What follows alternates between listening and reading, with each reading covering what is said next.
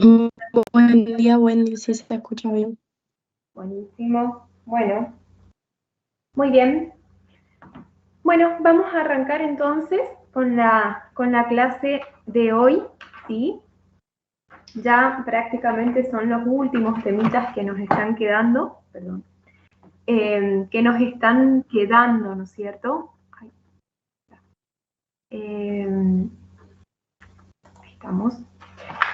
Y les iba a decir, bueno, vamos a arrancar primero con el más largo, que es patología eh, de glándulas salivales, ¿sí? Y después vamos a ir a esas generalidades de cáncer bucal. En realidad, ustedes ya tienen la parte de carcinogénesis que dimos la otra vez, el jueves. Bueno, esa es la parte que por ahí más preguntan, ¿sí? En cuanto a lo que es neoplasias, carcinogénesis, tipo las generalidades, esa es la parte que más preguntan. Pero este tema que vamos a ver hoy, que es cáncer bucal generalidades, eh, lo dieron este año, ¿sí? Así que lo vamos a tener en cuenta por las dudas. ¿Alguna pregunta va a haber? ¿Está? Bueno, con ese vamos a finalizar la clase de hoy, ¿sí? Les voy a compartir la pantalla, así que cualquier cosita que no puedan ver, me avisan y vemos qué pasa, ¿sí? Ahí estamos. Muy bien. Muy bien.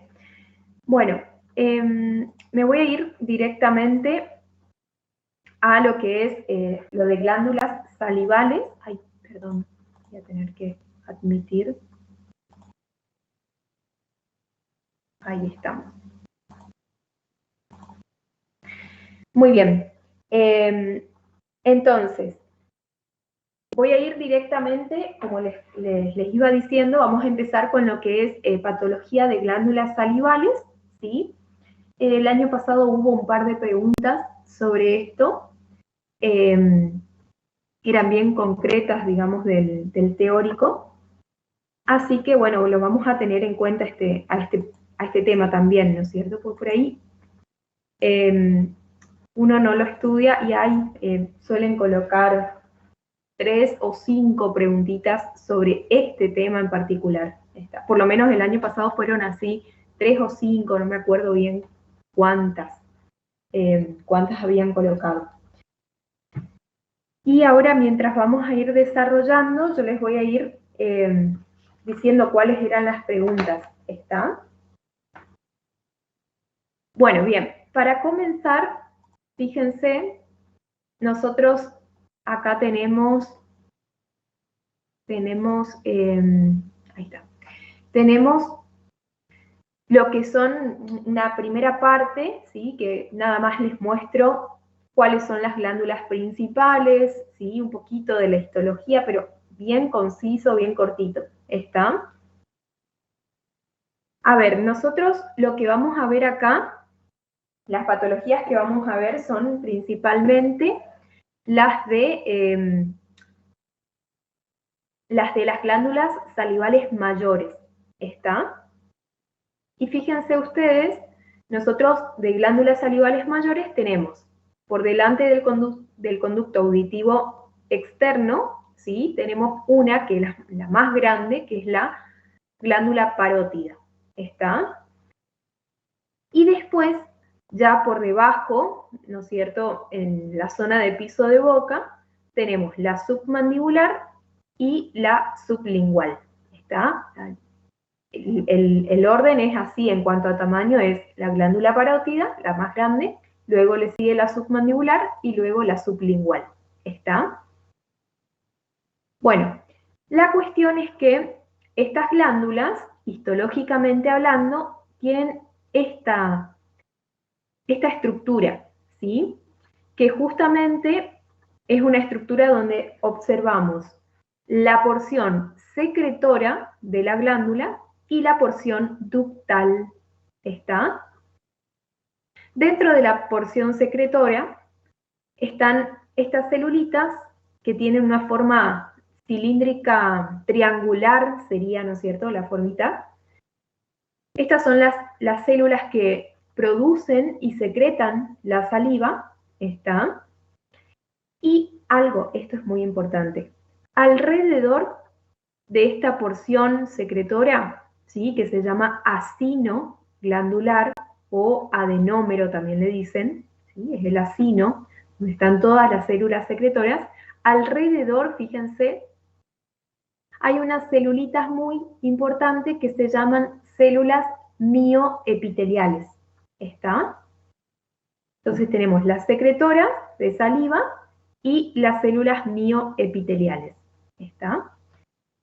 Las células mioepiteliales se llaman así porque tienen actividad contráctil, ¿sí? Y porque lo que hacen es una actividad de ordeñe, ¿está? Al contraerse, hacen que, digamos, la porción secretora, los acinos, digamos, se contraigan y eso hace que la saliva, obviamente, vaya pasando hacia la zona ductal, ¿está? Entonces siempre acuérdense, la glándula tiene una porción secretora donde son los acinos y una porción ductal. ¿Está? Bien, ahí está. ¿Hasta acá alguna pregunta, duda? ¿Algo que quieran que repita?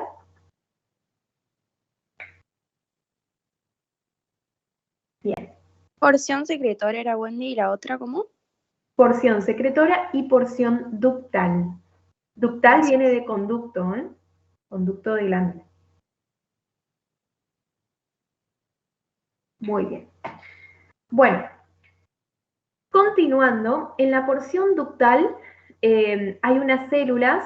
Primero, a ver, el conducto de la glándula tiene dos partes, ¿sí? Un conducto intercalar, que son células cilíndricas pero bajitas, ¿sí? Células cilíndricas bajas, y después ese es el conducto intercalar, es más chiquitito, más cortito y más pequeño, ¿sí? La luz incluso es más pequeña.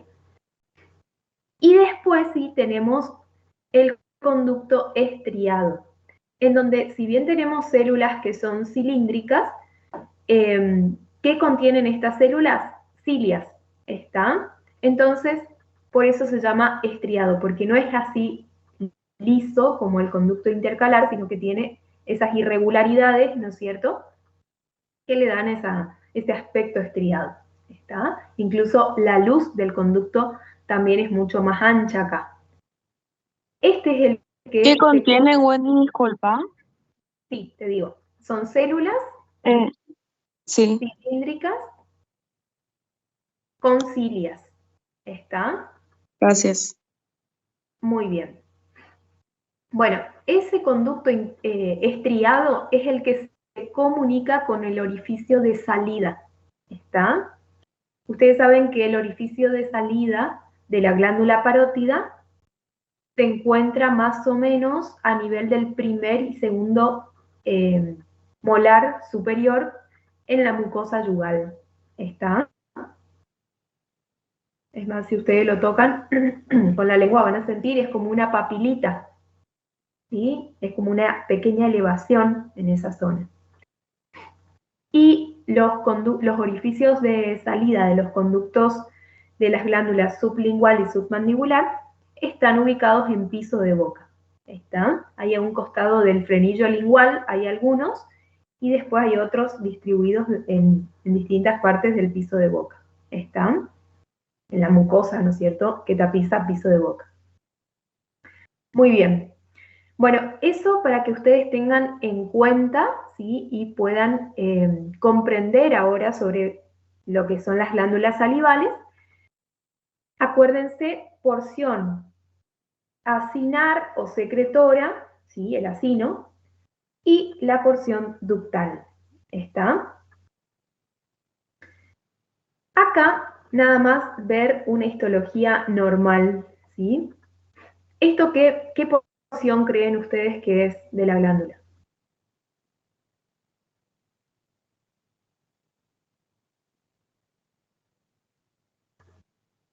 Es la ¿La porción, secretora?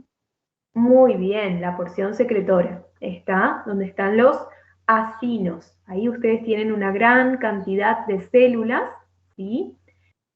Y fíjense, la mayoría de, o sea, estas glándulas salivales, parótida, submaxilar, sublingual, tienen, tienen, digamos, en la porción secretora, células que son cerosas, ¿sí? Que se tiñen de un color eosinófilo, y las células mucosas que se tiñen más clarito. ¿Está? Por la mucina. ¿Estamos? Entonces, tienen estos dos tipos, ¿sí? Tiene una secreción mixta, se llama eso, cuando tienen secreción serosa y mucosa. ¿Está? En algunas, qué sé yo, en la glándula parótida, tiene secreción mixta con predominio mucoso, por ejemplo. ¿Está?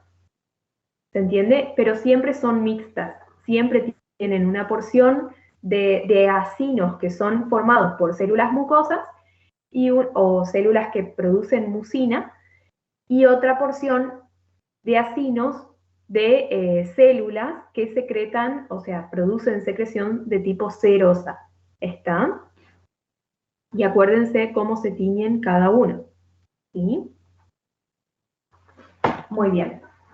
Estos, por ejemplo, que son claritos, ¿qué tipo de secreción es? ¿Mucosa o serosa? Mucosa. Muy bien, mucosa, ¿no es cierto? Y los otros que se tiñen, ¿no es cierto?, van a ser serosos. ¿Sí? Muy bien, esos son algunos datos nada más para tener en cuenta, ¿sí? Por las dudas, no creo que les pregunten esto, pero obviamente que es importante que ustedes se ubiquen en la glándula para que puedan entender obviamente todo lo que viene. ¿Está? Muy bien. ¿Alguna duda, pregunta que haya quedado?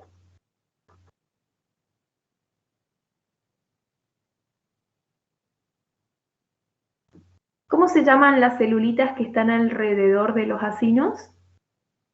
¿Y qué función tienen? Mioepitelial. Muy bien. Muy bien. ¿Y qué función tienen esas células?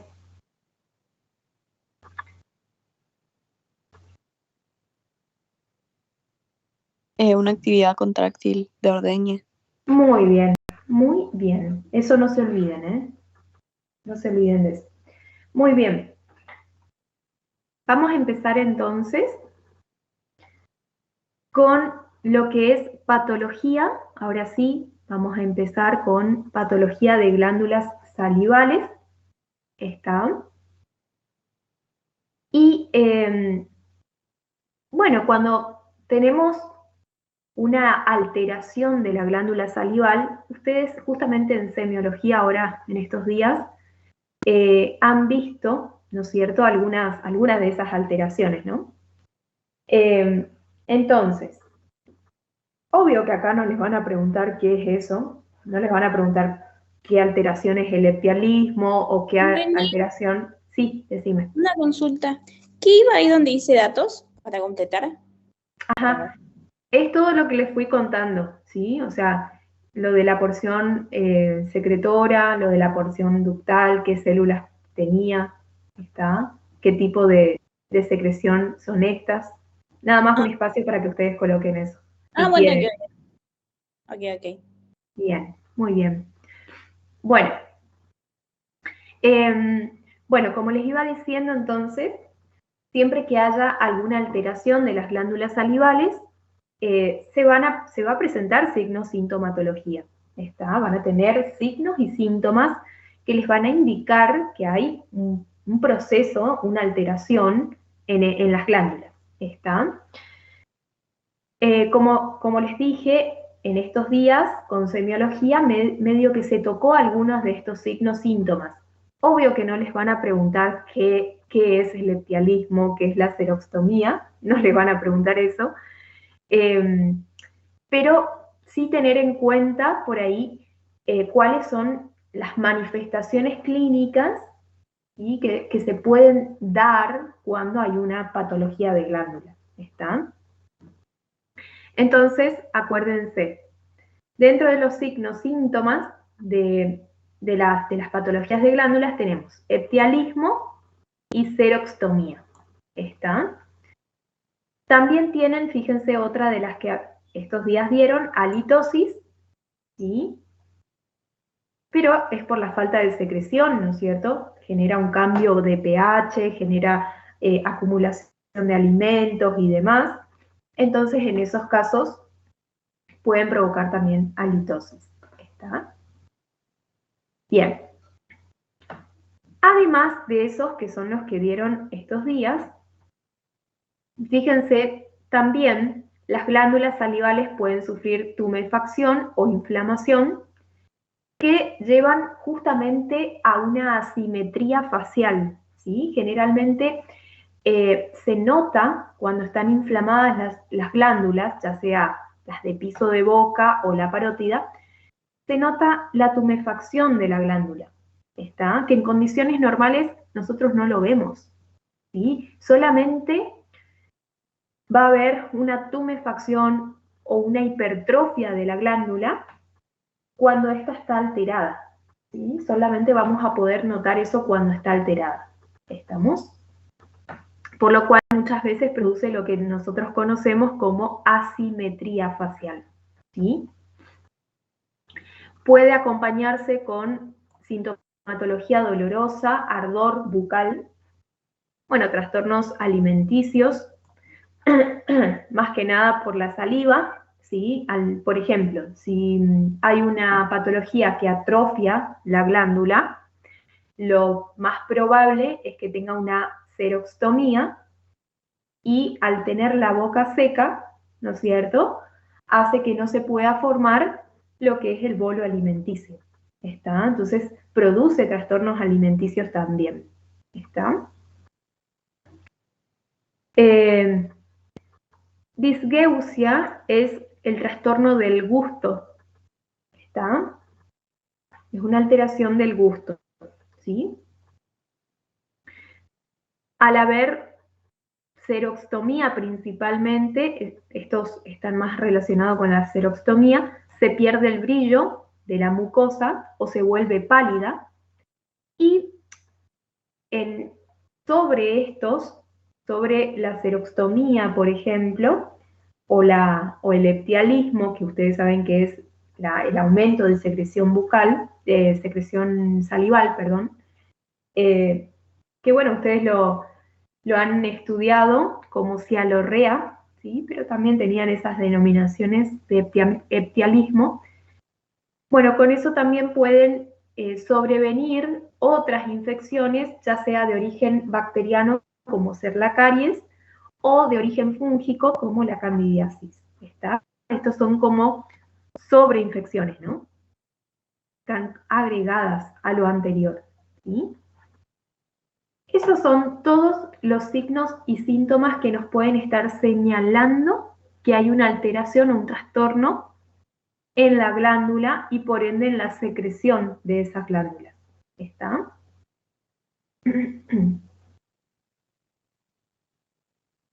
Muy bien. ¿Hasta acá alguna duda, pregunta que tengan?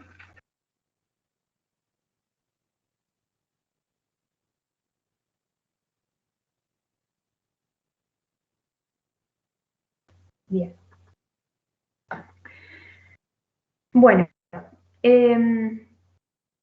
dentro de la patología de glándula salival vamos a ver 4 grupos, ¿sí? El primero son lesiones reactivas u obstructivas de la glándula. ¿Está? Hay 2 de estas que ya en realidad la vieron en reacciones, en lesiones pseudotumorales, ¿sí? Que eran el mucocele y la ránula. ¿Está? Ahí están estas 2, pero hay otras, ¿sí? Que las vamos a ver ahora. ¿Está? Después también tenemos de causa infecciosa, ¿sí? Fíjense, reactivas u obstructivas, las de causa infecciosa, que vamos a ver ahora, las de causa autoinmune, ¿está? y las neoplásicas, o sea, las tumorales. ¿Sí? Esas son todas las que vamos a ir viendo a lo largo de este tema. ¿Sí? Muy bien. Vamos a empezar entonces. Muy bien. En primer lugar, tenemos las lesiones que son reactivas u obstructivas. ¿Estamos? Acuérdense, esta es la primera. Nosotros en realidad esto ya lo habíamos visto. Recuerden que son lesiones de tipo reactivas. Por las dudas, yo no creo, pero por las dudas, revean ese apunte, esa última parte, aunque teóricamente no tendría que entrar, pero bueno, por las dudas revean, ¿sí? Acuérdense que la ránula, el mucocele son lesiones reactivas de tipo anexial, ¿sí? Que puede ser por extravasación o por retención. ¿Sí? Esas son las dos causas de ránula o mucocele. ¿Está? Entonces, por extravasación es cuando ustedes saben que se rompe, se corta el conducto de la glándula, la porción ductal, fíjense, arriba, se rompe este conducto, se corta en dos.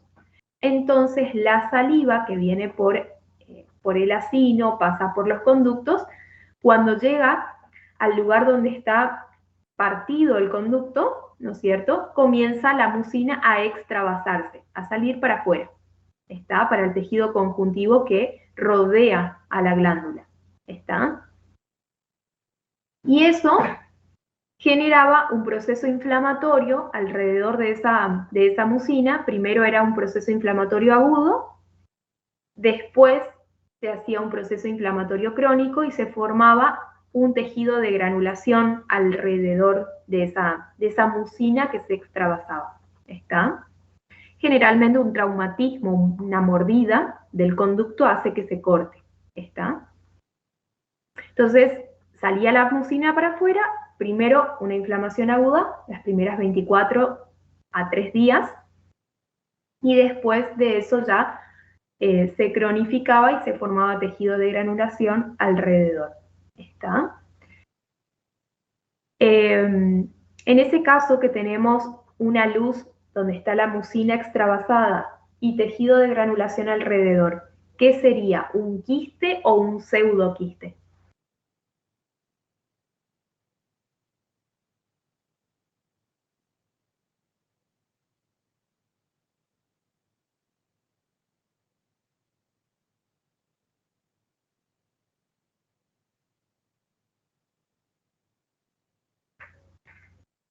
¿Puedes repetir la pregunta, Wendy? Sí, si tenemos la mucina extravasada que queda en la luz de esta lesión, que es el mucocele o la ránula, ¿sí? Queda mucina en la luz. Y alrededor, ¿no es cierto?, se forma una cápsula de tejido de granulación, ¿sí? ¿Qué sería, un quiste o un pseudoquiste? Pseudoquiste. Muy bien, un pseudoquiste, ¿verdad? Pues solamente tenemos la luz ocupada por mucina y alrededor la cápsula. ¿Está? En cambio, acuérdense, el mucocele o ránula, que es por retención, en ese caso hay una obstrucción del conducto, ¿sí?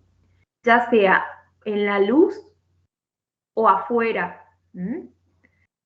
Entonces algo está obstruyendo el conducto, algo hace que la saliva llegue hasta un punto y no pueda salir hacia la cavidad bucal. ¿Está? Por eso hablamos de trastornos reactivos u obstructivos, ¿sí? En este caso, la luz del conducto está obstruido. Entonces, ese conducto comienza a dilatarse, a acumular mucina, y fíjense, ahí nos queda. En la luz del conducto va a haber mucina salival, o secreción, mejor dicho. Después nos va a quedar la pared del conducto, ¿no es cierto?, que es una pared epitelial, y alrededor, sí, con el tiempo, se va a organizar una cápsula. ¿Sí? No es de un día para el otro, pasa su tiempo y se organiza una cápsula. ¿Está? Entonces ahí, fíjense, tenemos la luz ocupada con la secreción salival, la pared de células epiteliales del propio conducto, ¿sí? Ya sea el intercalar o el estriado, cualquiera de estas dos células, ¿sí? Y por último la cápsula. En ese caso sería entonces un quiste, ¿verdad? Esas son las dos formas en que se producen, o los mecanismos, ¿no es cierto?, en que se producen las ránulas y los mucoceles. ¿Está? Muy bien. Así que acuérdense, es por extravasación, que es por traumatismo del conducto, o por retención, ¿sí?, que es por una obstrucción del conducto. ¿Está? Estas son las dos causas. Y pregunto, ¿el mucocele es más de glándulas mayores o de glándulas menores? ¿Dónde más frecuentemente se presenta? A ver si alguien se acuerda.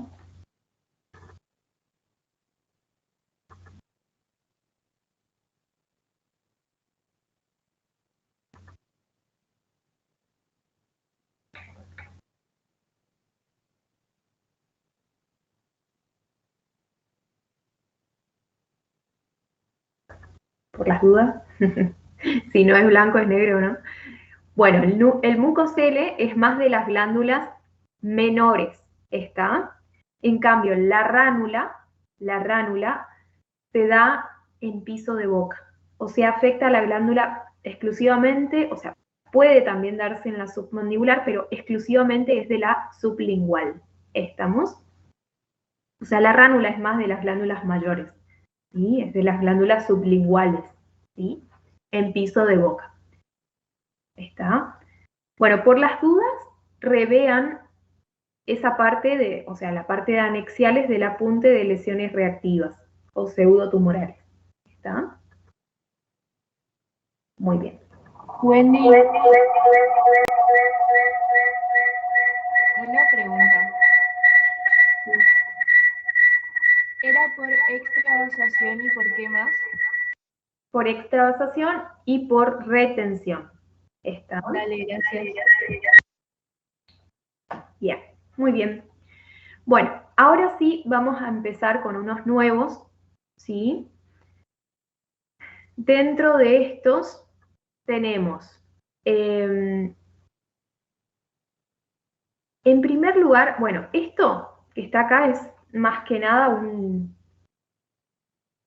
una alteración que suelen tener las glándulas, ¿sí? Se llama cialolitiasis, que litiasis, cuando ustedes escuchen la palabra litiasis, hagan resonar como que es cálculo, ¿está? Son estructuras calcificadas que obstruyen la luz del conducto de las glándulas, ¿está? Ya sea glándulas mayores o glándulas menores, ¿sí? Cialolitiasis, acuérdense, son cálculos en los conductos de las glándulas salivales mayores o menores, ¿está? Tengan en cuenta eso, ¿sí? Los calculitos generalmente se producen porque en los conductos de las glándulas se empieza a acumular material orgánico, ¿sí? Por ejemplo, secreción salival, mucosa, ¿sí? Se acumula dentro del conducto, algunos restos de células, ¿sí? Incluso pueden ser bacterias o virus, ¿no es cierto?, algún microorganismo, hongos, ¿sí?, que se acumulen dentro del conducto, y con el tiempo eso se va calcificando, van precipitando sales de calcio que provienen de la misma saliva, van precipitando ese núcleo o ese material orgánico que está dentro del conducto y va formando estos cálculos salivales, ¿está? Que se llama cialolitiasis, ¿sí? En estos casos, cuando hay cialolitiasis, puede dar lugar, ¿sí? Si no se trata, si no se elimina el cálculo del interior del conducto, si eso no se elimina, puede dar lugar a la formación de una patología que se llama cialoadenitis esclerosante crónica, ¿sí? Ese es en primer lugar. Y en segundo lugar, la cialometaplasia necrotizante. ¿Está? Esas son las dos alteraciones que se pueden dar por una cialolitiasis. ¿Está? Acuérdense, cialolitiasis son los calculitos que se forman dentro del conducto de la glándula. Los va obstruyendo y o da la ránula mucosele que vimos anteriormente, ¿sí? O produce lo que se llama cialoadenitis esclerosante crónica o la cialometaplasia necrotizante. ¿Está? Que ya vamos a ver esos dos. Si es por cálculo, si es por cialolitiasis, ¿cuál ránula o mucosele sería? Vieron que hay dos tipos, el de extravasación y el de retención. ¿Cuál de esos sería? Si es por cálculo.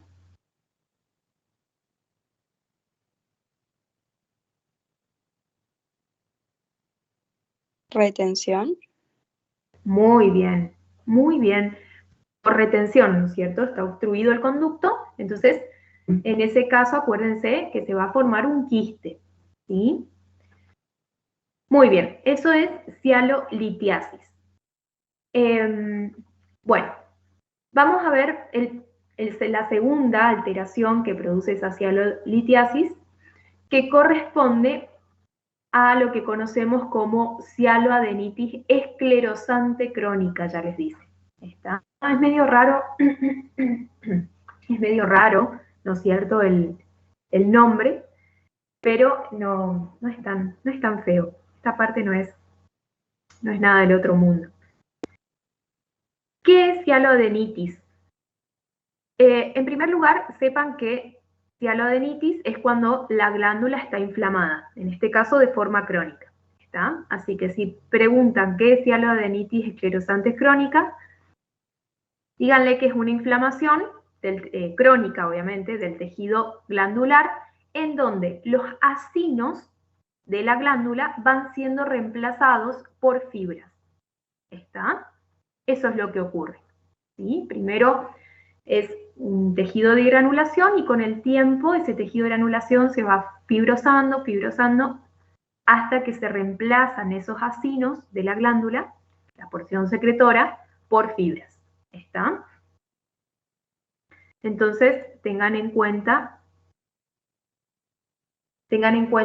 qué es eso, ¿sí? Cuando la glándula, la porción secretora, la porción más funcional de la glándula, se reemplaza por fibras. Obviamente que como es crónica, va a haber infiltrado inflamatorio crónico, ¿está? Pero afecta principalmente los acinos, y eso subrayen, ¿está? No afecta a la parte ductal, ¿sí? Fíjense que dice las estructuras ductales están conservadas, están bien, el conducto está bien, el problema es a nivel de los acinos, ¿está? ¿Cuál puede ser la causa de esta cialoadenitis esclerosante crónica? La litiasis salival. ¿Qué es litiasis? ¿Qué era litiasis? ¿Saben por las dudas?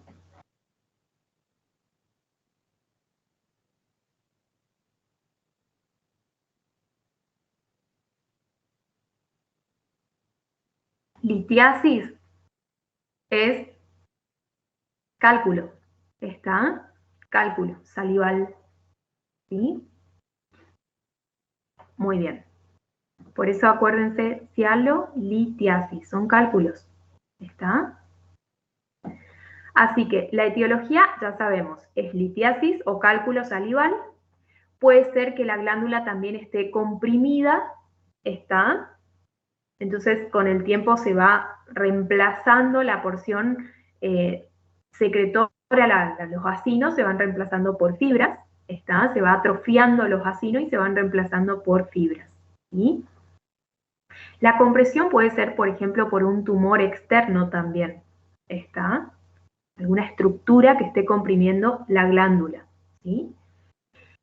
Traumatismos que ocurran a nivel de la glándula, por ejemplo, se está haciendo alguna cirugía y se lesiona, ¿sí?, la porción secretora de la glándula, entonces, bueno, eso se puede reemplazar después por fibras, ¿está?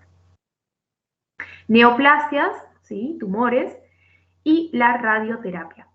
Eso marquen, ¿sí?, toda la etiología que produce una cialoadenitis esclerosante crónica. ¿Sí? De ahora en más son dos cosas las que tienen que saber de cialoadenitis. Uno, que es una inflamación crónica del tejido glandular, principalmente de la porción acinar, en donde se reemplaza la porción acinar por fibras. ¿Está? Segunda cosa que tienen que saber es la etiología, ¿sí? Traumatismos, compresiones, litiasis, neoplasia, radioterapia. ¿Está? Y no se olviden, la porción afectada en la cialoadenitis esclerosante crónica es la parte acinar. ¿Está? Esa es la porción que está afectada, ¿sí? El conducto no, porque, o sea, capaz que con el tiempo sí se puede llegar a dañar el conducto, pero generalmente la porción ductal es más resistente. ¿Está? Así que tengan en cuenta eso. Muy bien. ¿Alguna duda, pregunta que tengan?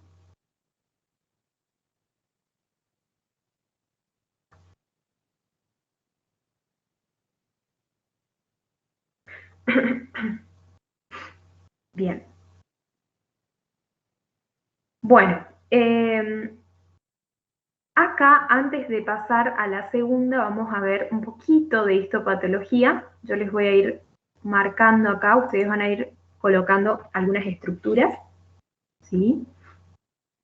De esta parte, toda esta estructura que ven acá, ¿sí?, sáquenle una flechita y pónganle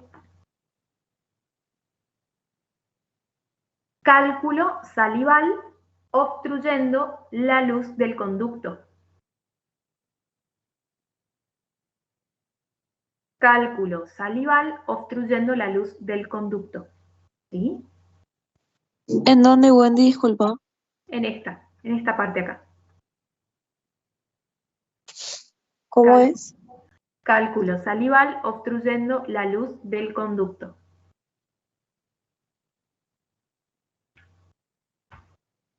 Muy bien. ¿Sí? Fíjense, acá lo podemos, es la misma imagen, ¿eh?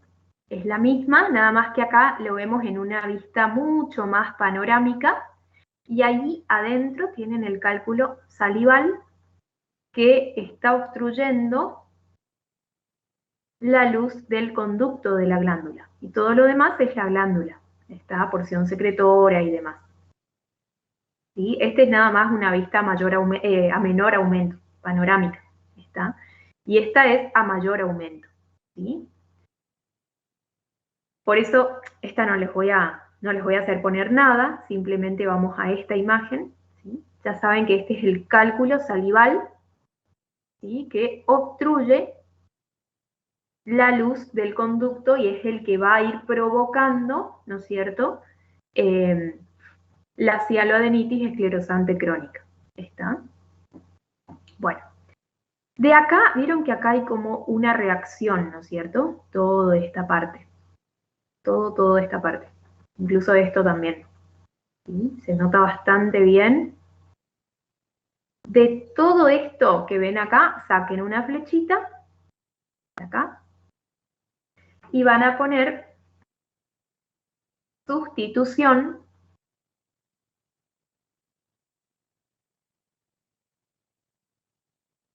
sustitución del parénquima glandular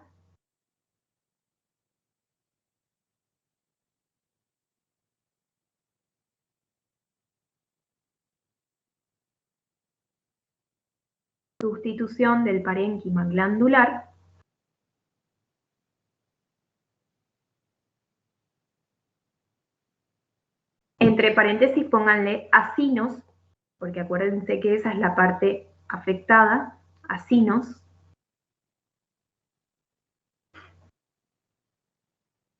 por tejido fibroso e infiltrado inflamatorio crónico.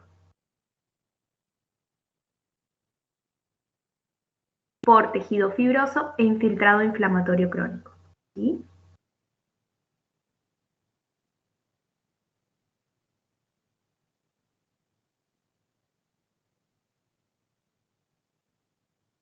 E infiltrado inflamatorio crónico. ¿Está? O sea, esta era la porción secretora de la glándula y fíjense cómo fue invadida por este tejido que seguramente al principio, como es crónico, al principio era tejido de granulación, pero después, a medida que pasa el tiempo, se va fibrosando, va a haber más cantidad de fibras. ¿Está? Todos los puntitos, los núcleos, ¿sí? Basófilos que ven acá, ¿qué serían? ¿Sería la parte fibrosa o serían el infiltrado inflamatorio crónico? ¿Qué dicen ustedes? El infiltrado puede ser, Wendy. Claro, muy bien. Y toda la parte que ven más rosadita, ¿sí? Por acá, esa sería la parte de sustitución fibrosa. ¿Está? Muy bien. Entonces, ahí. Cálculo, bueno, la sustitución fibrosa de lo que son los acinos, la parte funcional del parénquima de la glándula. Y la última partecita, acá, miren, donde se ven algunos conductitos bien conservados, ¿está? Entonces coloquen de estos conductitos, saquen una flechita, que es lo último, ¿ya? Pónganle estructuras ductales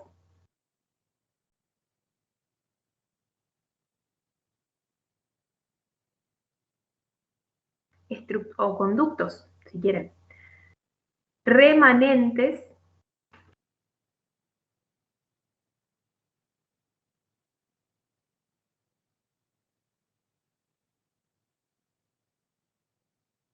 muy bien, estructuras ductales o ¿Eso dónde estaría, Wendy? No alcancé a de notar. acá, de estas que están acá. Esta, o estas. Toda esta porción, digamos, sacan una flechita y ahí colocan estructuras ductales, remanentes,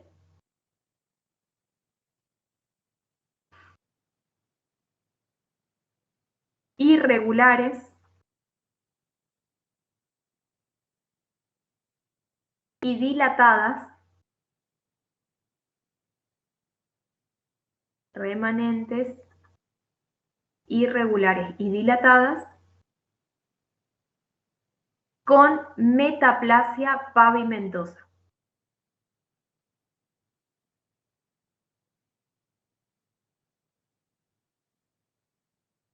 Estructuras ductales remanentes, irregulares y dilatadas, con metaplasia pavimentosa. ¿Está?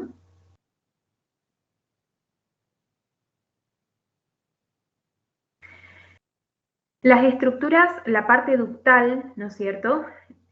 Habíamos dicho que no era afectada por la sustitución fibrosa. O sea, la parte que es afectada por la sustitución fibrosa son los acinos de la glándula. Acuérdense de eso. ¿Sí? Ahora, por otra parte, la porción ductal, donde ustedes ven los conductitos, ¿sí? Eso dentro de todo está conservado, ¿sí? O sea, funciona esa parte. Pero como que cambia su forma. O sea, un conducto normal es así bien redondito. Este está bien, este está normal. Pero estos que ya tienen una forma medio irregular, medio rara, ¿sí? Bueno, esas son las estructuras que quedan remanentes, que son irregulares, ¿sí? Y que en vez de tener este tipo de epitelio, ¿no es cierto? En vez de tener el epitelio de la glándula, del conducto de la glándula, pasan a un epitelio pavimentoso, ¿sí? Cambian, se transforman a un epitelio pavimentoso. ¿Cuál es el epitelio pavimentoso? A ver, ¿quién sabe ese dato?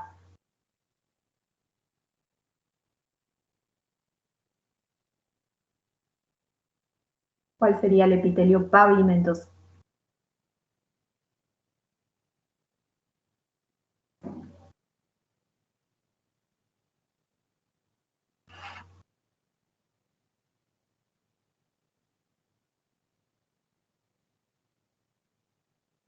¿No? El epitelio pavimentoso es el epitelio plano, estratificado. ¿Sí? Ese es el epitelio pavimentoso. ¿Está?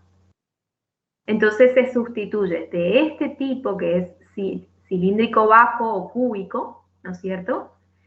Se pasa, la metaplasia, acuérdense que era ese cambio, ¿está? Se pasa a un epitelio plano estratificado, ¿está? Bueno, en este caso no queratinizado, ¿sí? Ahí están entonces algunas estructuras ductales, algunas están conservaditas y otras que tienen esta forma irregular, ¿sí? Que presentan ese epitelio pavimentoso, ¿está? Se va cambiando por ese epitelio, ¿estamos? Y fíjense acá a mayor aumento, ¿sí? Ahí pueden ver las estructuras ductales, ¿no es cierto? Que si ustedes lo miran en algunos sectores, vamos a agrandarle un poquitito más para que vean, en algunos sectores como que, fíjense, hay lugares donde las luces glandulares son finitas, ¿sí? O sea, el epitelio es finito, está, por ejemplo, acá. Pero acá, por ejemplo, ya está más grueso el epitelio. Acá también, miren, ¿ven? Entonces, incluso dentro del mismo conducto hay zonas donde está finito el epitelio, que se nota que es el epitelio común de la glándula, ¿sí? El cilíndrico simple, está, que vimos arriba, y otra porción donde el epitelio ya es mucho más grueso. Ahí es donde ustedes ven cómo se cambia, ¿no es cierto?, de un epitelio al otro, ¿está? Cambia de un epitelio cilíndrico común a un plano, ¿está? Eso es metaplasia, ¿sí? Muy bien. Eso es todo lo que tiene en estos preparados, ¿sí? Entonces, no se olviden, va a haber un cálculo salival, obstruyendo la luz, el conducto, la sustitución fibrosa de los acinos, no se olviden que es de la porción acinosa, con inflamación crónica, ¿no es cierto? Y después la última partecita de la glándula, donde se ven algunas estructuras ductales que están conservadas, ¿sí? Acá nosotros lo podemos ver, algunas conservadas, las más lindas, ¿no es cierto? Y otras que, bueno, adquieren un aspecto irregular, ¿sí? Están más dilatadas, también más agrandadas, como esta, acá, y que tienen una metaplasia pavimentosa, ¿está? O sea, se están cambiando a un epitelio plano estratificado. Si estas estructuras ductales se cambian a un epitelio plano estratificado, hay un peligro ahí. Eso se puede transformar en un cáncer. ¿Qué cáncer sería? Les pregunto a ustedes, a ver qué cáncer a qué cáncer se podría, a qué carcinoma se podría transformar.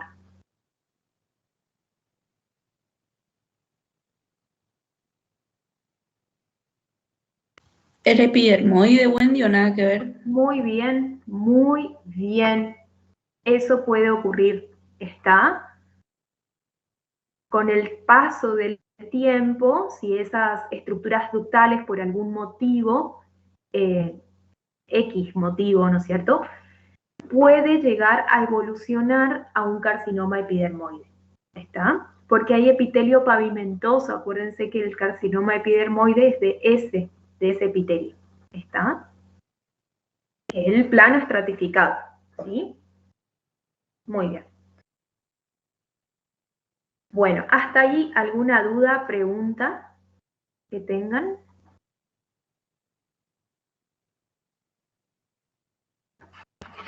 Ahora, ¿saben qué voy a hacer? Les voy a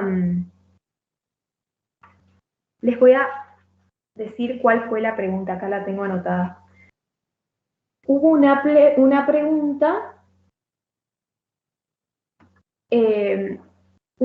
pregunta, que decía, la etiología de la cialoadenitis esclerosante crónica corresponde, bueno, a la siguiente, no sé qué. Tenía varias opciones. Tenían la litiasis, la compresión, traumatismo, neoplasia, radioterapia, estaban todas. Y señalar o marcar, no sé qué, no me acuerdo si era marcar la incorrecta o algo así. Y había una que dice que era autoinmune.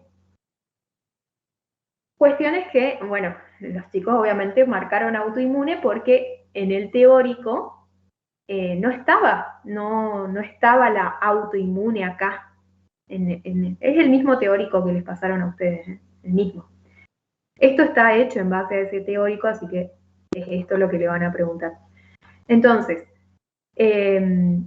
acá agréguenle autoinmune, porque ellos consideraron que era autoinmune también. ¿Está? Que otra etiología, otra causa que puede producir cialoadenitis esclerosante crónica es la causa autoinmune. ¿Está? En ese caso eran todas correctas, las que tenían que marcar. ¿Sí?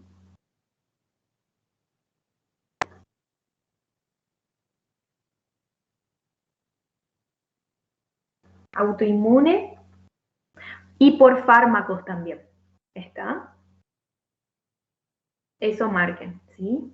Lo que hacían era combinar, qué sé yo, litiasis con compresión, ponían en una misma opción, traumatismo, después otra que decía neoplasia, bueno, radioterapia, y después otra que decía fármacos o autoinmune. ¿Está? Y eran todas correctas. Muy bien. ¿Hasta ahí alguna pregunta?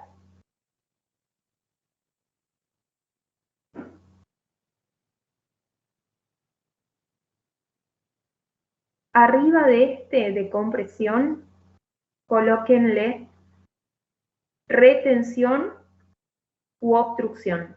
¿Está? Por las dudas.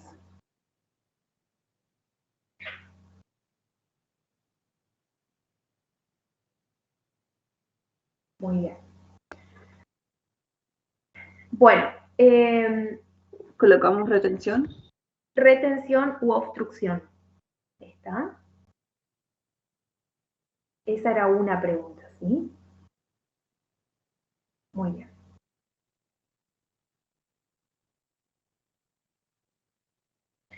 Bueno, para ustedes, bueno, eso después a lo último les voy a decir cómo harían ustedes el estudio clínico y digamos de estas alteraciones que ocurren en la glándula. ¿Está?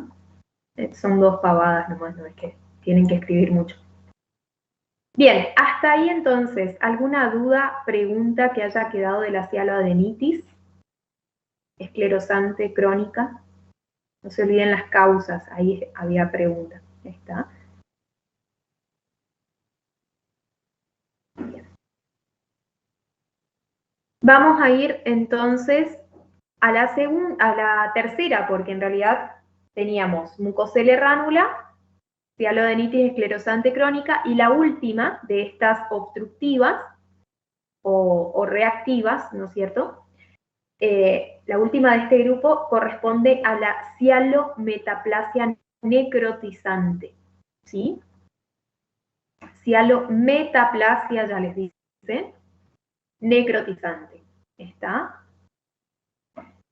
En este caso, lo que le ocurre a la glándula salival es que se necrosa, ¿sí? por algún motivo, ya lo vamos a ver ahí en las causas, se necrosa, se muere porción de los acinos glandulares. ¿Está? Sufre una necrosis de tipo coagulativa o isquémica. ¿Está? Que acuérdense que era la que conservaba, ¿no es cierto?, la estructura de la célula, pero se borraban ¿qué? ¿Qué se borraban cuando había una necrosis coagulativa? Quedaba todo perfecto, la estructura de las células, los bordecitos, todo, pero ¿qué no había?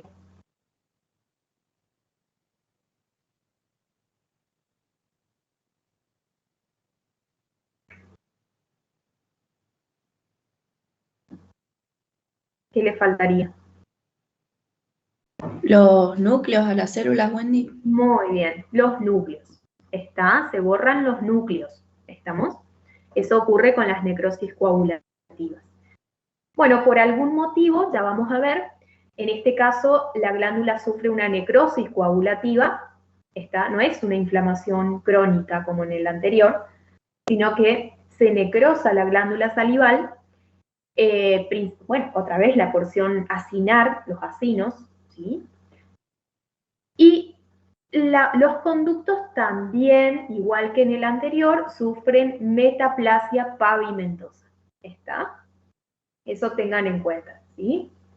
En el anterior era la sustitución fibrosa de los acinos, porque tuvo una inflamación crónica, entonces después de eso se fue sustituyendo por fibras, los acinos glandulares, mientras que los conductos están o conservados o sufren metaplasia pavimentosa.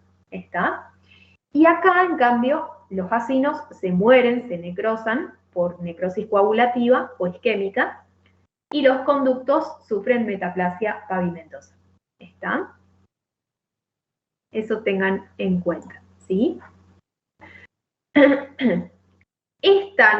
Esto fue pregunta, yo me acuerdo. La cialometaplasia necrotizante, ¿en qué glándulas se dan más frecuentemente? Entonces marquen, ¿sí? En las menores palatinas. Pero miren bien el lugar, ¿eh? En la unión del paladar duro con el paladar blando. Ahí, en la unión del paladar duro con el paladar blando, se forma una úlcera, perdón, se forma una úlcera que tiene bordes sobreelevaditos y nos hace pensar que es un carcinoma epidermoide o un mucoepidermoide, ¿sí? Que dicho y sea de paso, ahora lo vamos a ver. Entonces nos hace pensar que es eso y no es este tipo de lesión reactiva. ¿Está?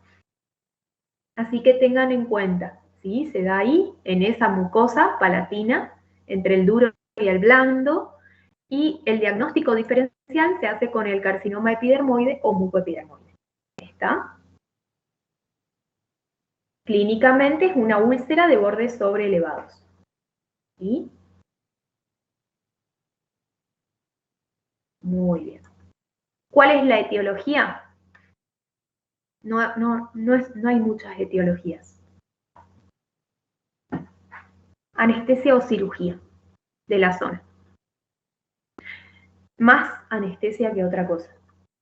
A veces colocamos la anestesia en ese lugar y el efecto del vasoconstrictor, digamos la anestesia que nosotros usamos, tiene un vasoconstrictor, ¿sí? Que hace que deje de haber irrigación en la zona por un tiempo.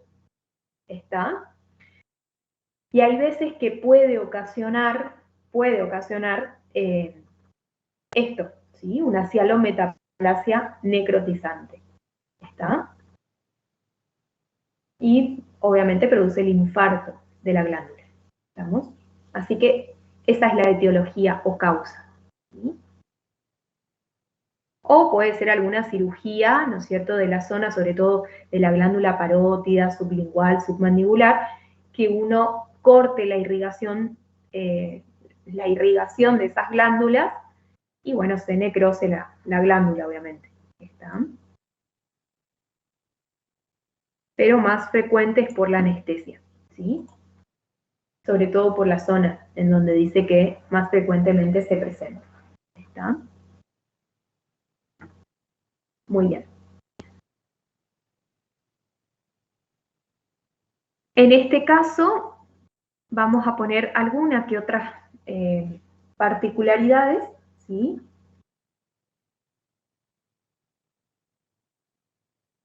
Bien. Vamos a colocar en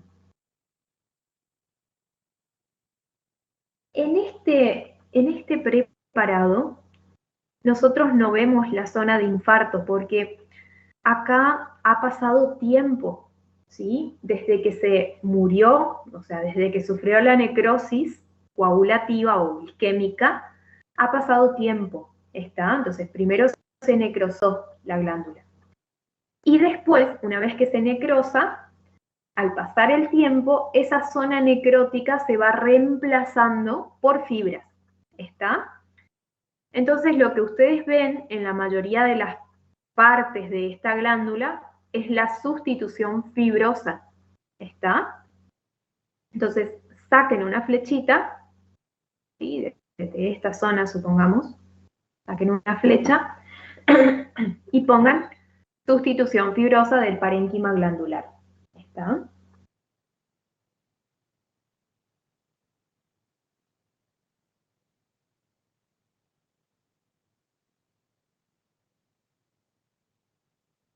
Y entre paréntesis, pónganle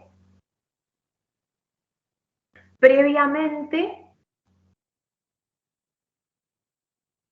había sufrido una necrosis coagulativa. ¿Está?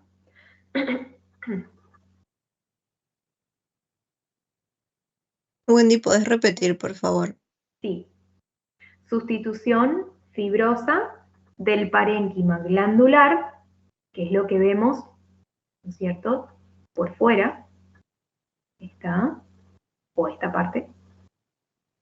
Sustitución fibrosa del parénquima glandular y entre paréntesis,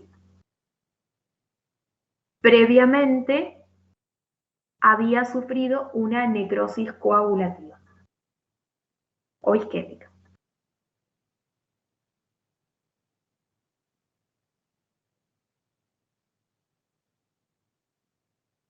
Muy bien.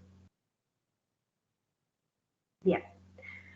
Ahora, quiero saber cómo se Wendy, llama. disculpa, Sí. ¿cómo era que dijiste qué parte del dibujo es y cómo era que se llamaba? Porque se me trabó. De acá saquen una flecha y pongan sustitución fibrosa del parénquima glandular y entre paréntesis coloquen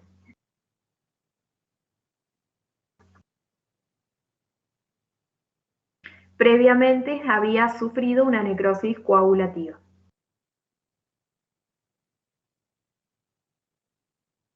Muy bien. Hasta ahí vamos. Esa es la primera alteración, ¿eh? Y vamos con una más y terminamos. Bueno, acá, a ver, estos que ven así son, ¿qué porción sería esta? ¿Parénquima o conducto? Esta, acá, esto. ¿Qué es, parénquima o conducto de la glándula?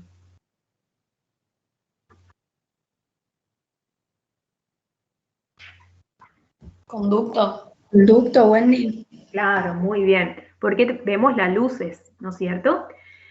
Este conducto acá, dentro de todo, bueno, supongamos, ¿no? Todavía tiene su constitución normal, ¿verdad? Es finito. Siempre el epitelio del conducto de las glándulas son finitos. Y acá, ¿qué es lo que ocurrió? Que ya es más grueso el conducto. ¿Cómo se llama eso? Metaplasia pavimentosa. Muy bien, metaplasia pavimentosa, ¿no es cierto? Muy bien, entonces de este conductito sáquenle una flechita y pongan metaplasia pavimentosa de los conductos.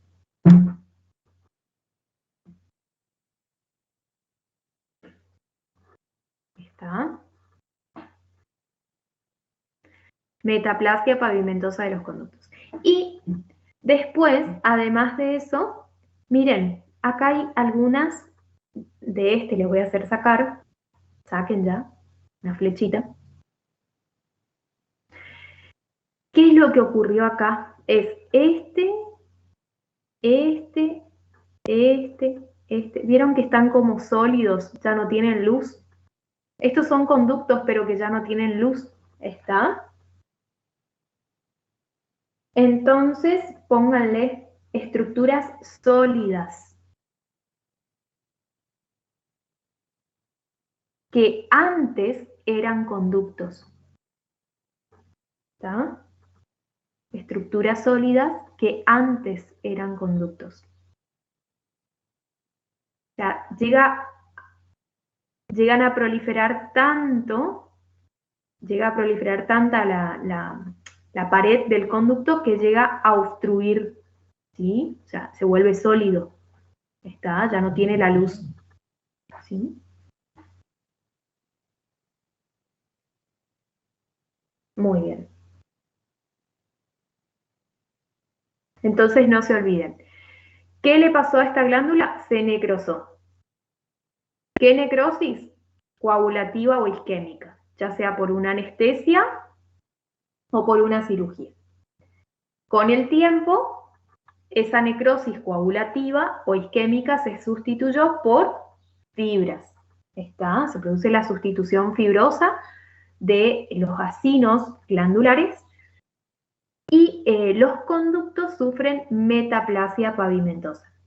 ¿Está? Y prolifera tanto ese epitelio pavimentoso que llega a formar estructuras sólidas, que antes eran conductos. Ahora están algunas en algunos lugares, fíjense, esta es sólida, esta es sólida, esta es sólida, sólida, acá también, ¿sí? Hay muchas.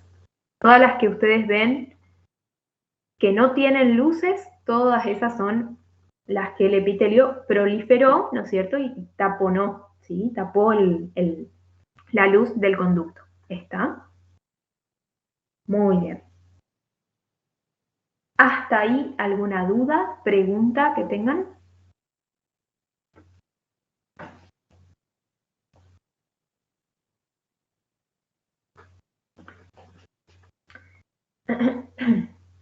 Muy bien.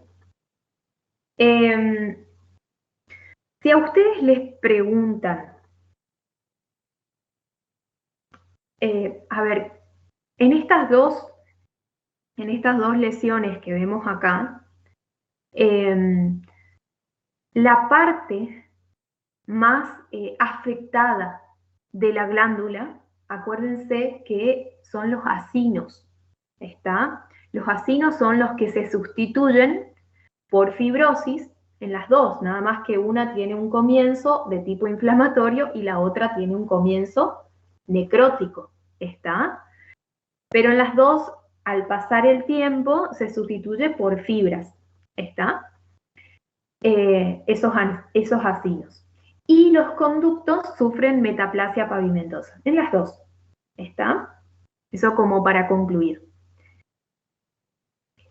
A ver, si los acinos se sustituyen por fibras, ¿qué creen ustedes? ¿La glándula va a seguir secretando saliva? O sea, ¿la persona va a seguir teniendo saliva o no? ¿O qué puede pasar?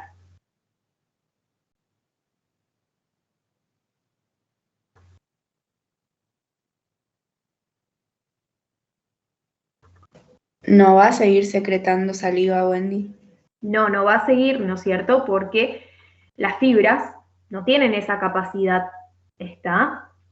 No tienen, las células pierden, las glándulas pierden la capacidad de poder formar saliva, ¿sí? Así que estos pacientes, uno de las primeras manifestaciones que va a tener es la xeroxtomía, ¿está?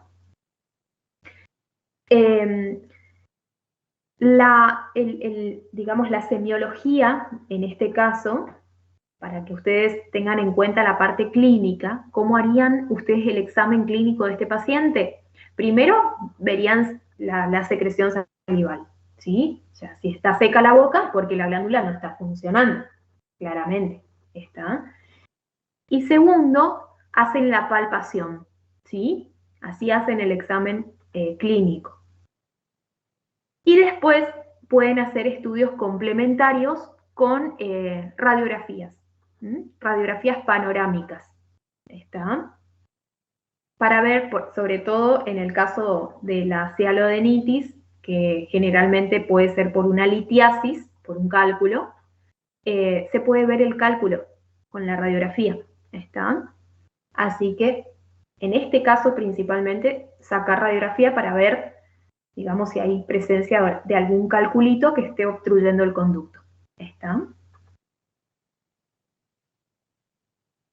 Muy bien. Muy bien, ¿hasta acá alguna duda, pregunta que tengan?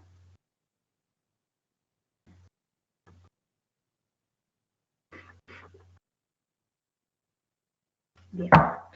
Hasta acá nosotros vimos este primer grupo, que son las lesiones reactivas u obstructivas, ¿sí? Que corresponden justamente a ránula, mucocele, es el primero. Después la cialoadenitis esclerosante crónica y la cialometaplasia necrotizante. ¿Está? Y no se olviden que es la cialolitiasis.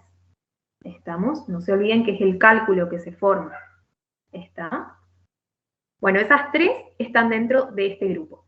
Vamos al segundo grupo, que son las de causa infecciosa. ¿Está? ¿Hasta acá alguna duda, pregunta, algo que quieran sacarse de dudas o que les vuelva a decir, que les vuelva a explicar algo?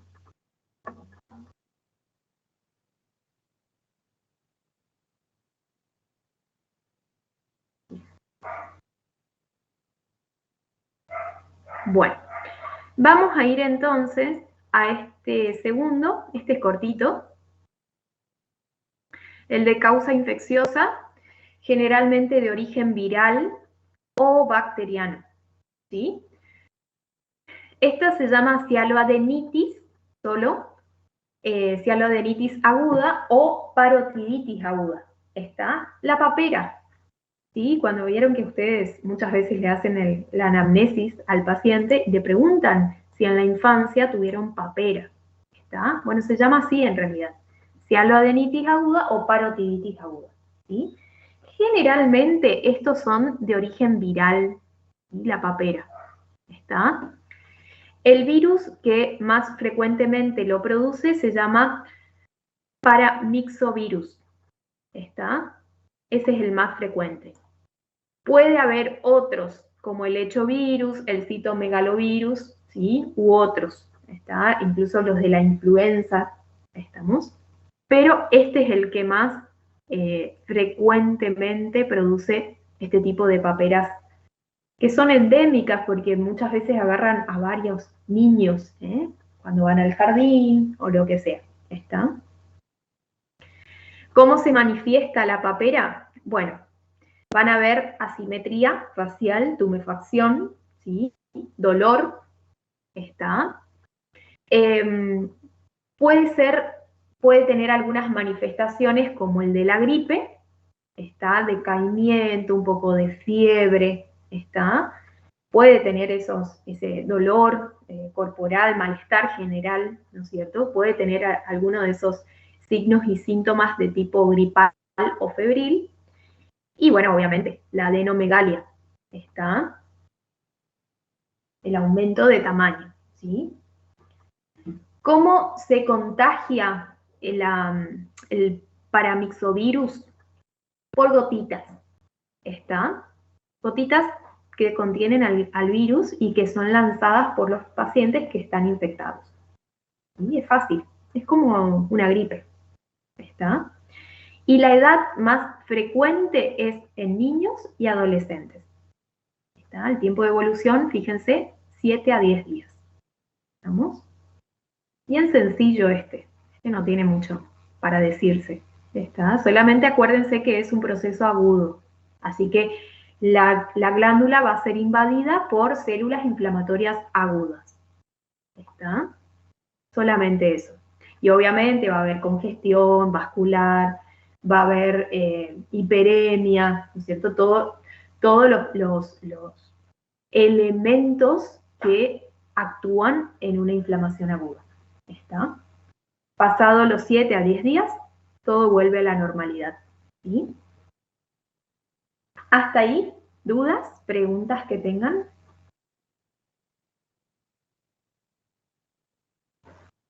Muy bien. Bueno, vamos a ir al tercero de los procesos. ¿Sí? Lo voy a ir marcando mientras tanto. Estos se llaman trastornos inmunopatológicos o autoinmunes. ¿Está? Autoinmunes. Bueno. A ver, acá está. Dentro de estas patologías glandulares que son mediadas por el proceso inmunitario, hay una que se llama síndrome de Sjögren, ¿sí? Que justamente es una enfermedad, no, perdón, no es una enfermedad, es un síndrome, ¿no es cierto? Es una patología autoinmune, no es una enfermedad, perdón. Qué mal. Es una patología, ¿sí? O síndrome autoinmune, no se olviden de eso, ¿eh? De origen autoinmune. ¿Está? Compromete a dos glándulas, en realidad, ¿sí?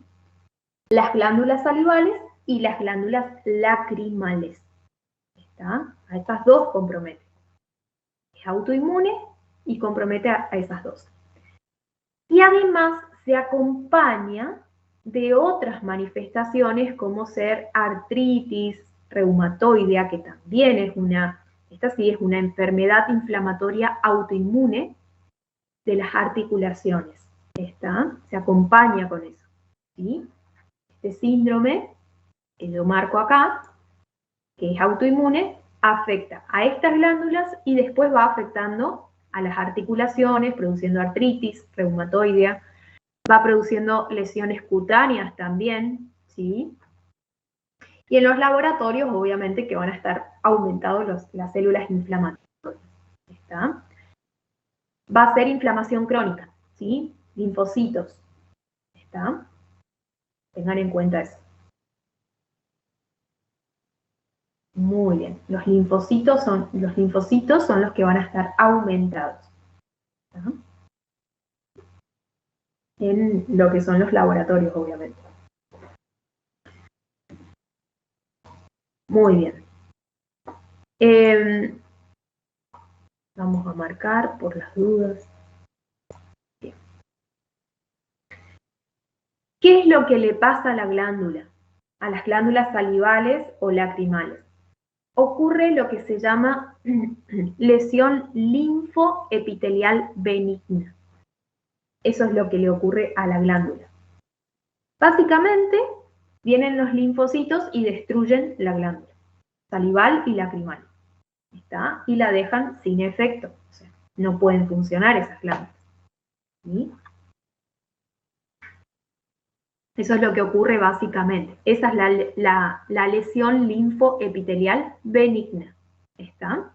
Ya les voy a explicar acá abajo. ¿Qué signos, síntomas vamos a ver en este síndrome? Bueno, xeroxtomía, sequedad bucal, ¿no es cierto? Peroftalmía, ¿qué sería esto? A ver, deduzcan. La sequedad del ojo, básicamente. Muy bien. Sequedad ocular, ¿no es cierto? Muy bien. Y la tumefacción de la glándula.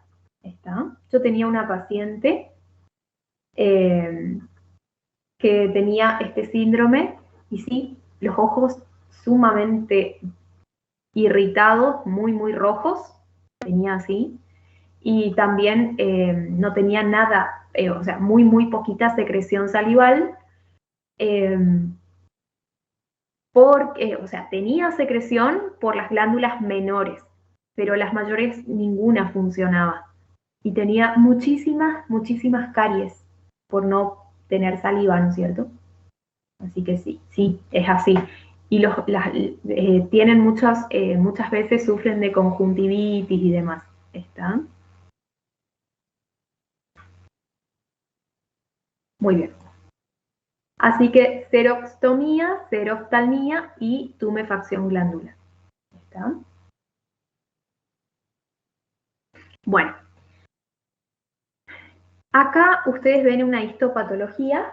Miren, acá no vemos prácticamente, no vemos conductos, excepto este podría ser un conductito, ¿no es cierto? Pero los demás, estos que son así claritos, ¿qué serían? ¿Qué tipo de acino serían?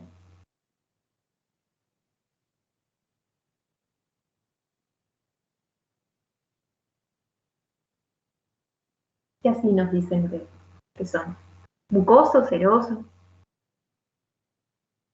¿Cerosos? Mucosos. Muy bien, mucosos. ¿Está? Los mucosos son los claritos. ¿Está? Los cerosos son de un color, ya se tiñen, digamos, bien. ¿Está? Bueno, acá están los acinos glandulares normales. ¿Sí? Algunos conductitos que tienen la secreción adentro, pero bueno, más que nada es la porción secretora la que estamos viendo acá. ¿Sí? Siempre es la porción secretora. Y miren lo que está ocurriendo. Esto que ven acá es la reacción inflamatoria autoinmune. Estos son todos los linfocitos que vienen a atacar al acino, a los acinos glandulares, lo van a destruir, ¿está? Porque eso es lo que ocurre en una enfermedad autoinmune.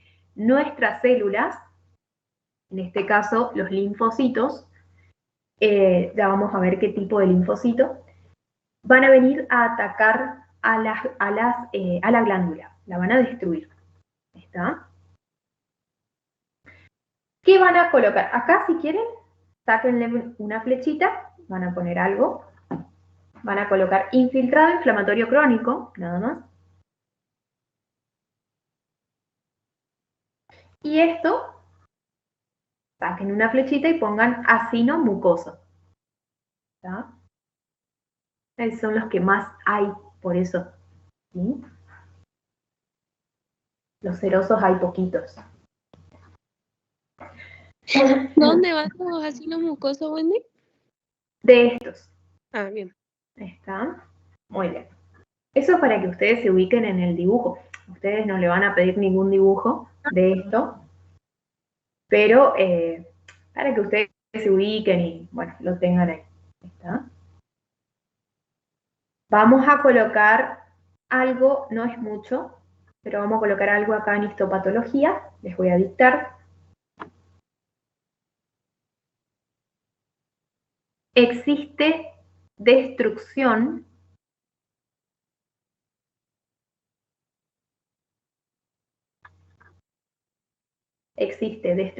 de los acinos glandulares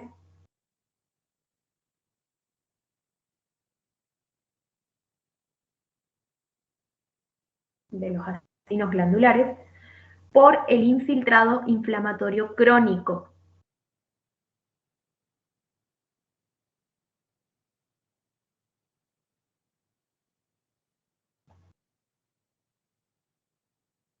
Existe destrucción de los acinos glandulares por el infiltrado inflamatorio crónico. ¿Sí? Como ven ahí en la imagen. Y proliferación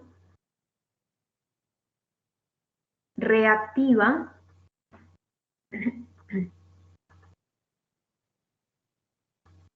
del epitelio del conducto. ¿Cómo, Wendy? Proliferación. Proliferación reactiva del epitelio del conducto.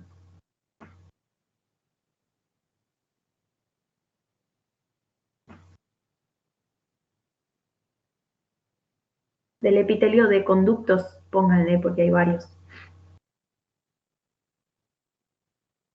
Muy bien.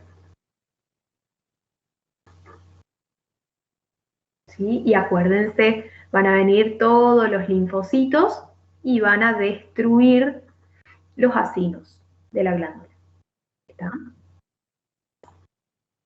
Muy bien. Y en la fisiopatología vamos a colocar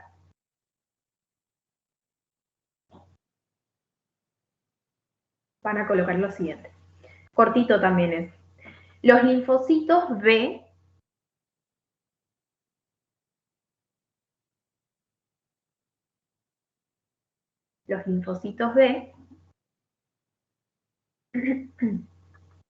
presentan los antígenos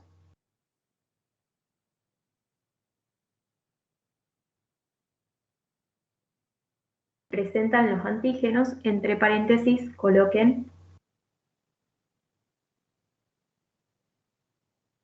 células mucosas, ¿tá? Y cierren el paréntesis. Presentan los antígenos, entre paréntesis, células mucosas, y cierran, y ahí coloquen a las células de Langerhans. Langerhans con H intermedia. ¿Está? Las células de Langerhans son los macrófagos, ¿está? Que son los que van a fagocitar a estas células mucosas, ¿sí?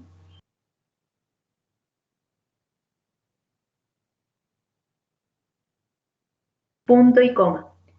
Estas células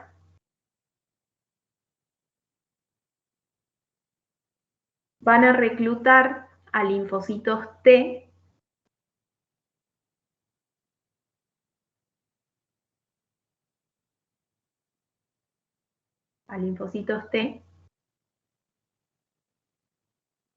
entre paréntesis coloquen killer, o sea, los asesinos, digamos, killer, que provocan la muerte por apoptosis.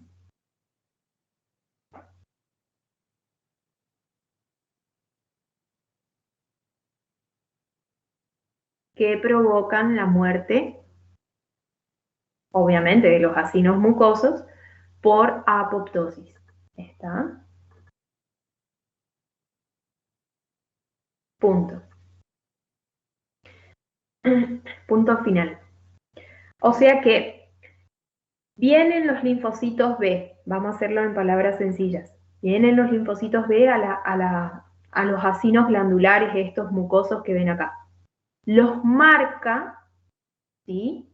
Los marca, y las células de Langerhans, que son los macrófagos, son los que van a reclutar, son los que van a llamar a linfocitos T para que estos los terminen por destruir. ¿Está? Eso es lo que ocurre en este caso, ¿sí? Y los destruyen por muerte celular programada, por apoptosis. ¿Está? Una vez que mueren, a ver, teniendo en cuenta todo el conocimiento previo que vimos antes, una vez que mueren los acinos mucosos, ¿quedan así muertos o qué puede llegar a pasar con la glándula?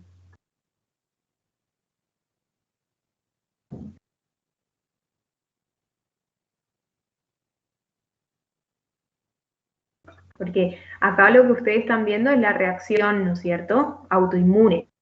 Está la linfoepitelial benigna, ¿sí? La reacción autoinmune, donde están todas las células inflamatorias queriendo destruir los acinos glandulares y demás. Pero al paso del tiempo, ¿sí?, ¿qué va a ir pasando con estos acinos que ya se van destruyendo? ¿Va a quedar muerto ahí o qué va a ocurrir? ¿Qué piensan ustedes que puede ocurrir?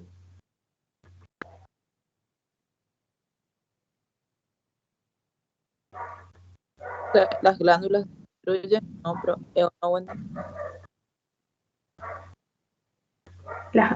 Perdón, no entendí por qué se cortaba.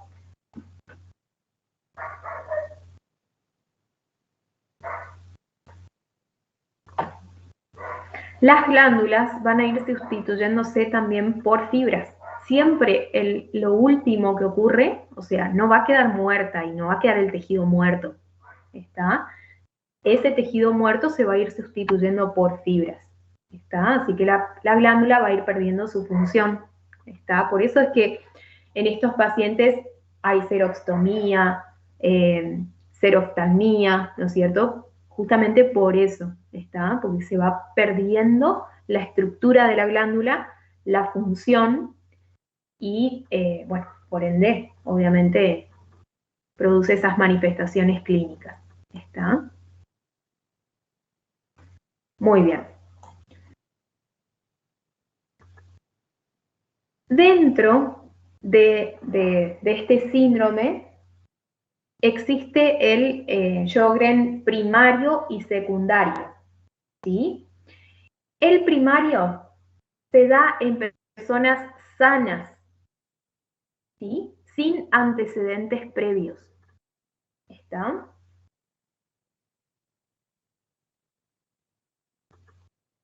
Personas sanas sin antecedentes previos. Ese es el primario, ¿está? Y el secundario se da en personas que ya presentan artritis reumatoidea, coma, o lupus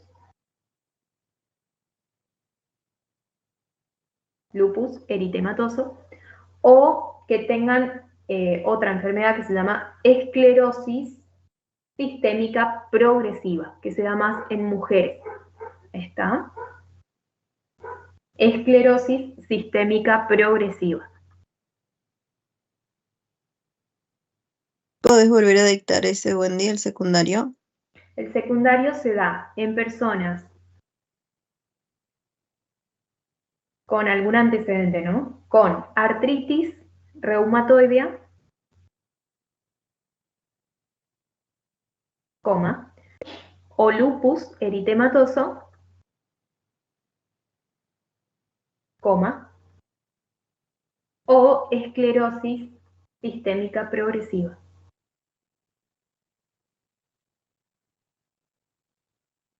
Que es más frecuente en mujeres, ¿sí? La esclerosis sistémica progresiva es más frecuente en mujeres. Bueno, Lupus, o sea, ¿y qué más, Wendy? esclerosis sistémica progresiva. ¿Está? Bueno, entonces, acuérdense, el primario no tiene antecedentes, ¿sí? Teóricamente es sana la persona. El secundario, en cambio, tiene antecedentes, o sea, ya la persona tiene artritis reumatoidea o ya padece de lupus, ¿está? O, bueno, esta enfermedad que es bastante rara, la esclerosis sistémica progresiva, ¿está? Que es una enfermedad degenerativa también, ¿sí? Bueno, muy bien. ¿Hasta ahí alguna duda, pregunta?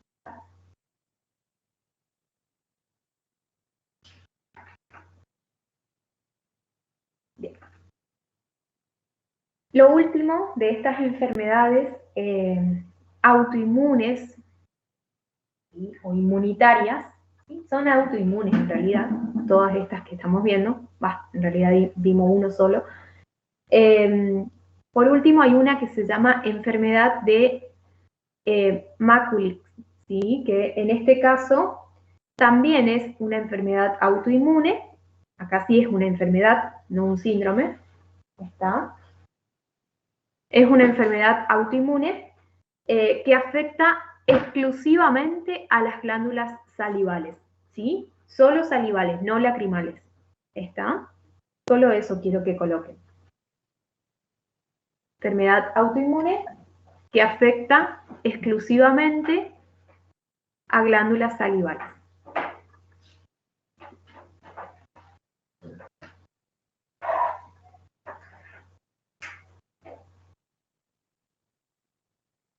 Muy bien. Hasta acá, ¿alguna pregunta, duda?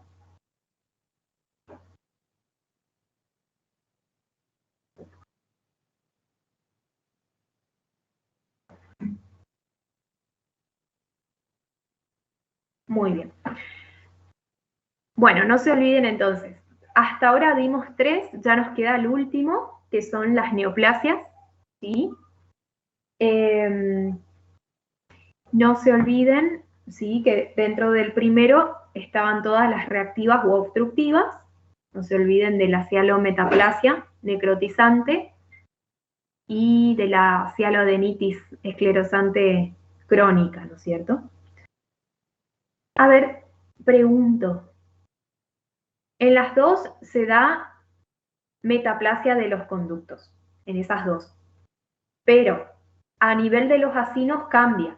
¿Qué ocurre en la cialometaplasia necrotizante a nivel de los acinos? A ver si se acuerdan. ¿Qué proceso ocurre primero? Y bueno, después sí se produce la sustitución fibrosa, como siempre, pero primero hay un proceso.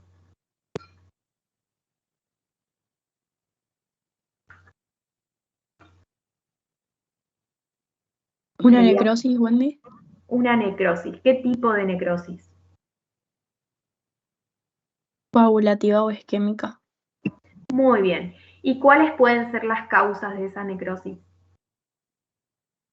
¿Qué pudo haber ocasionado esa necrosis?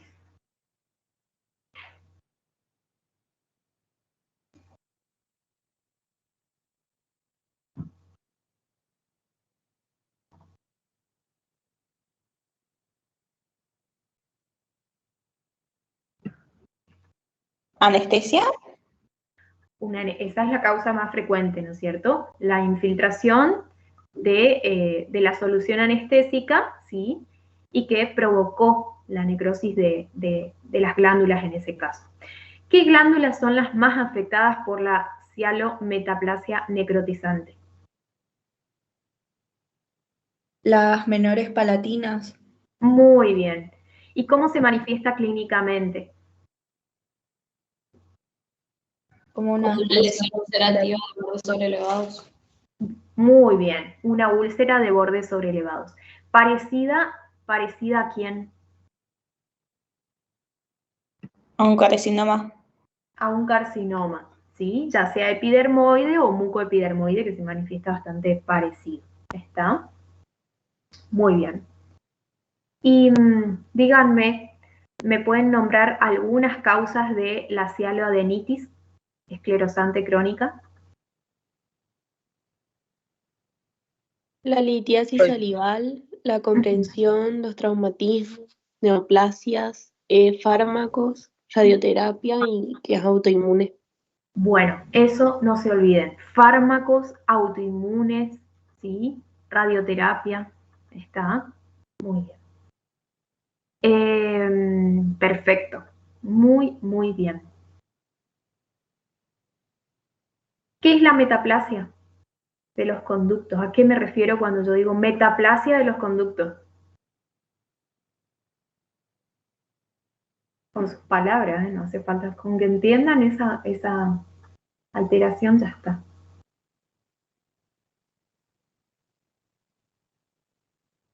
Metaplasia pavimentosa de los conductos. ¿Qué significa?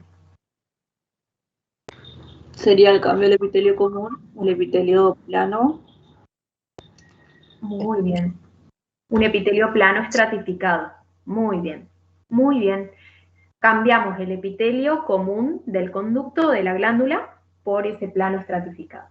¿Está? Muy, muy bien. Excelente. Bueno.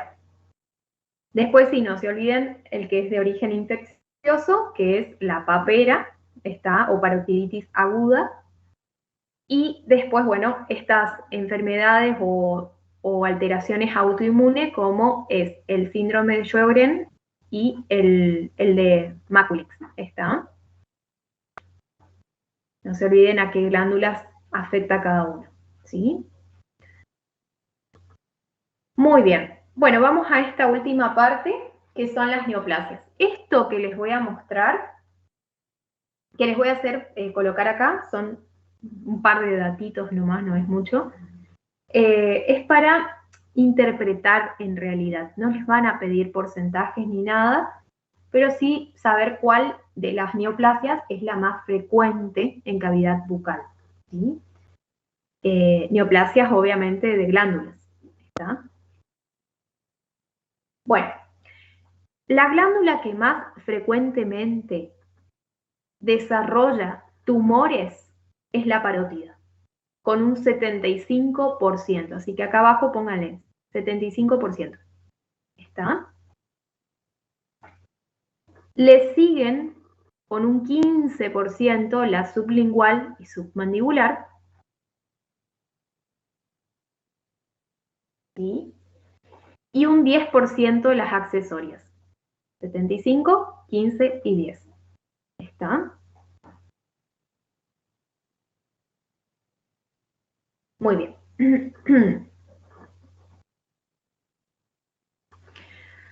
Ahora, acá en los corchetitos vamos a ir colocando unos datos, ¿sí? De la glándula parótida, de esos 75%, digamos, ¿sí? De la glándula parótida, el 75% son tumores benignos. ¿Está? O sea, la mayoría de los tumores que afectan a la parótida son benignos, ¿sí? 75% tumores benignos. Y un 25% malignos. ¿Está?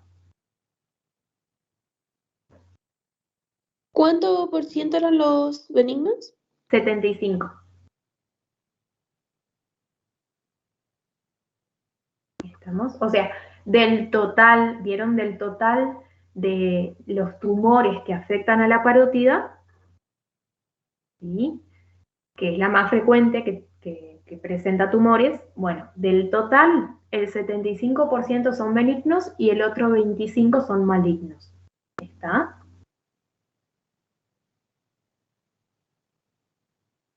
Muy bien. Ahora, la sublingual o submandibular van a colocar el 60% son benignos. Ahí ya baja un poco, ¿sí? El 60% son benignos. El 40% son malignos. ¿Está?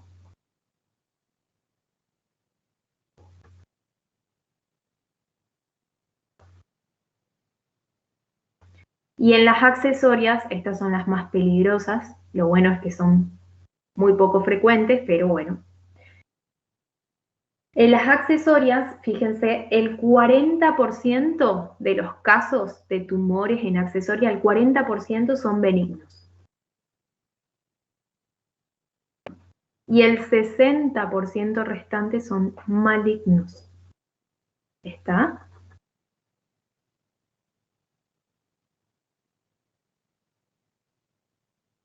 Muy bien. Hasta ahí vamos bien. Si a ustedes les preguntan, a ver, yo les hago unas preguntas, a ver si me pueden contestar de acuerdo a esos porcentajes. ¿Cuál es la glándula más frecuente de sufrir alguna alteración neoplásica?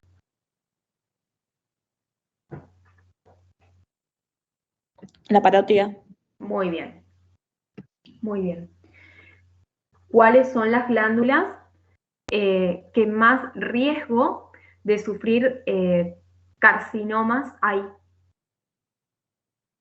¿Accesorias? Muy bien. Muy bien. Esas tienen más riesgo, ¿sí? Un 60% de tumores malignos reportados. ¿Está? Lo bueno es que, bueno, solo un 10% son afectadas. ¿Está? Muy bien. ¿Hasta ahí vamos bien? ¿Alguna duda? ¿Pregunta?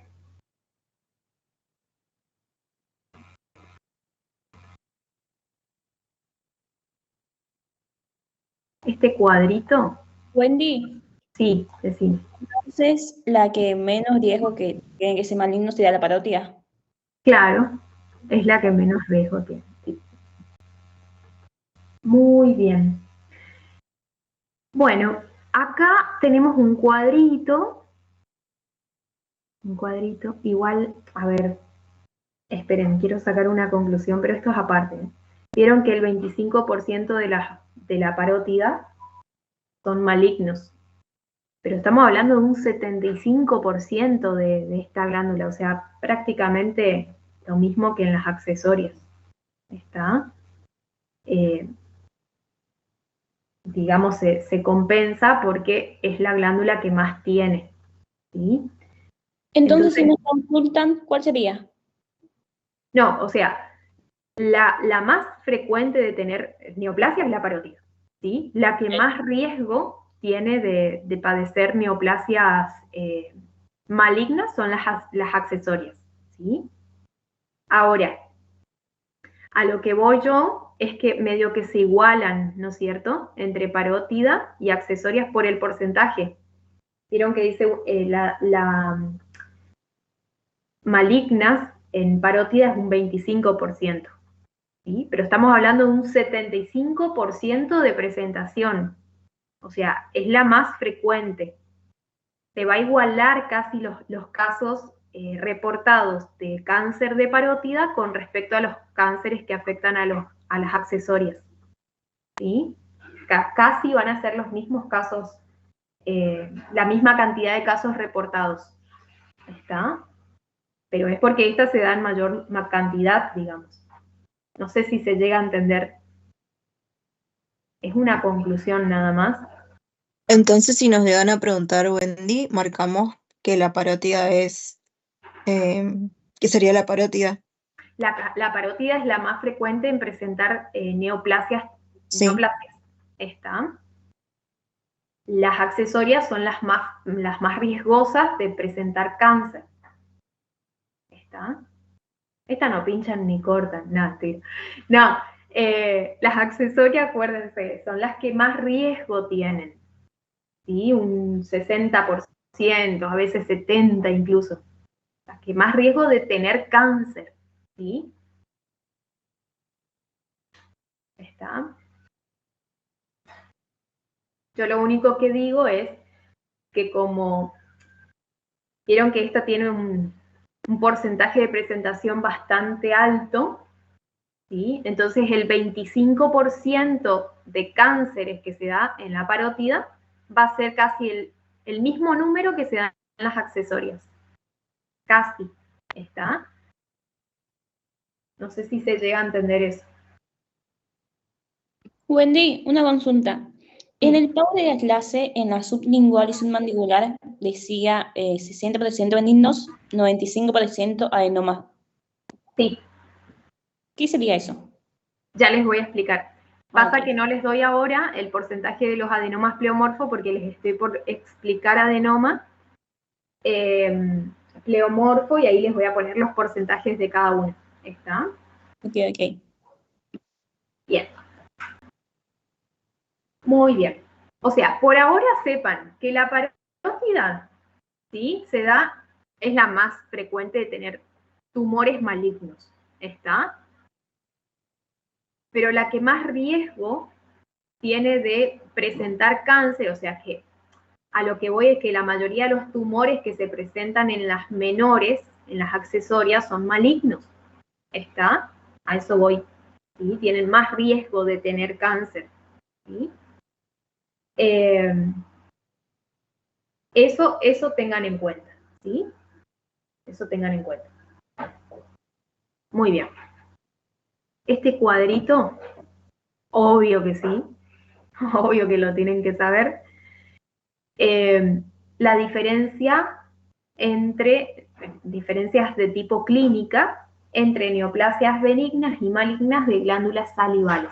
Está bien específico.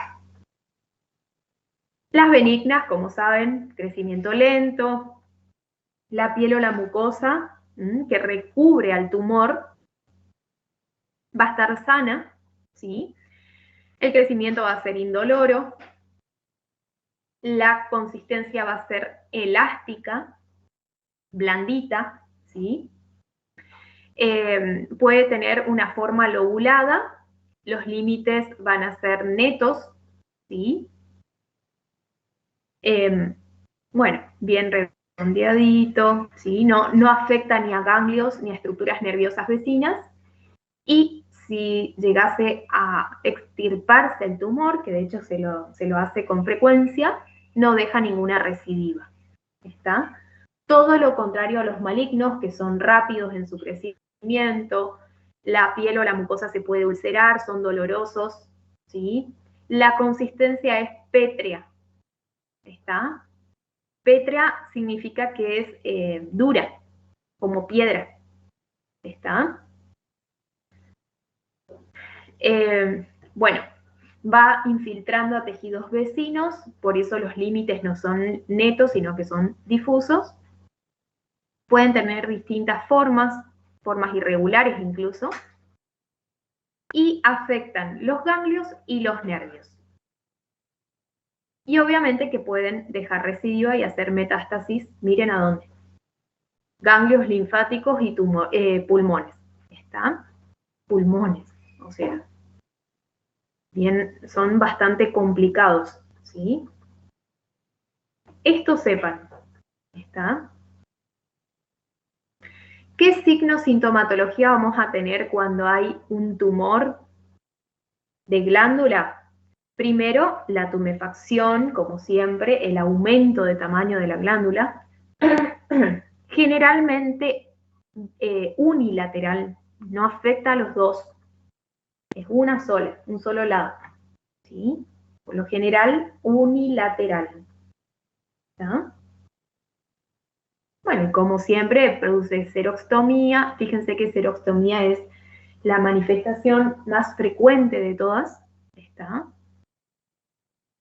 Dolor y, bueno, miren, parestesia del facial del lado que está afectado.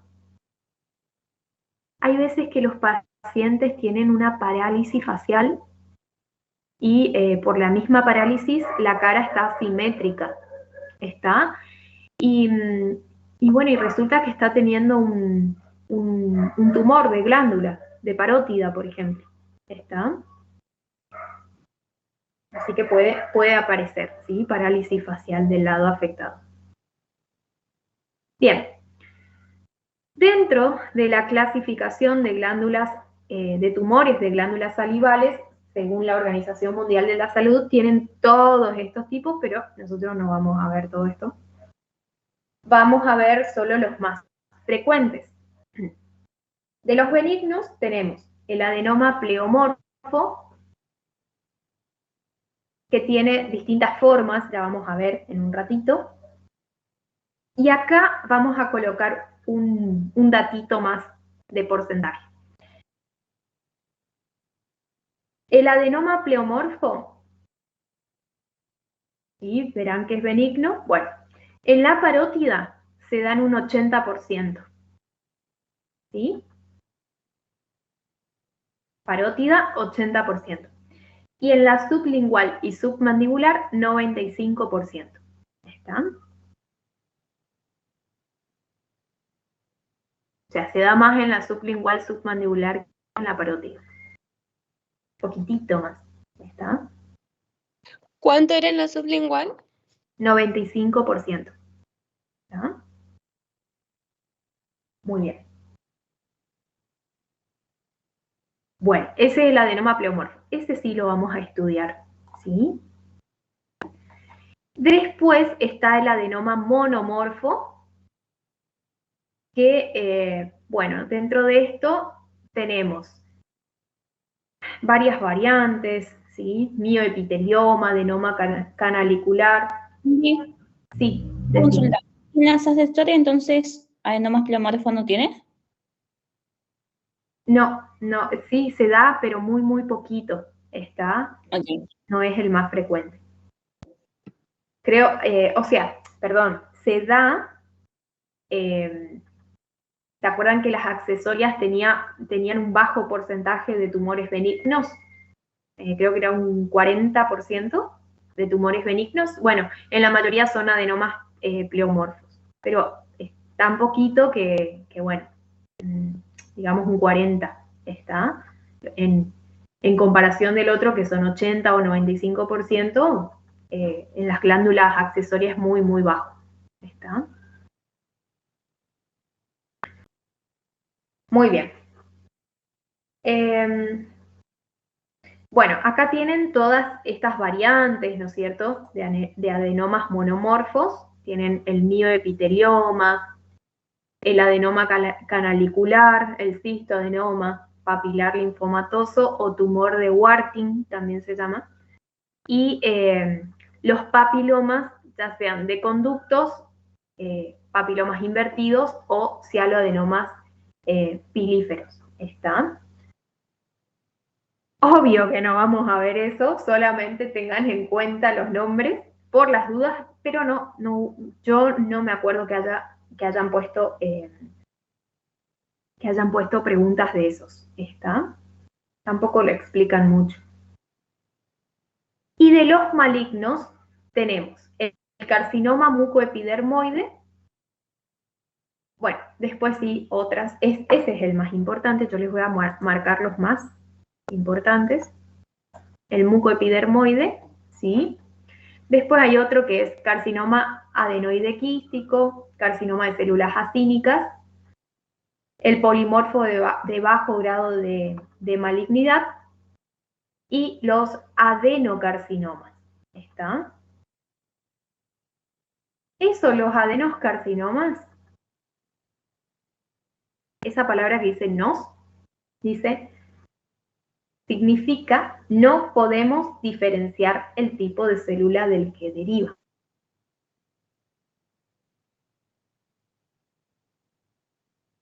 Esto significa que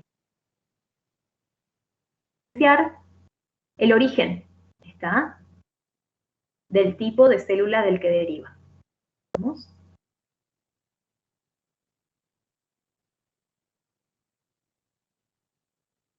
Muy bien.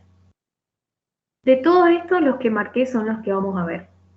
¿Está? Y hay uno más que se llama oncocitoma, ¿sí?, que la OMS no lo consideró dentro de su clasificación. ¿Está? Que les voy a mostrar ahora, no es muy importante, pero la OMS no consideró. ¿Sí?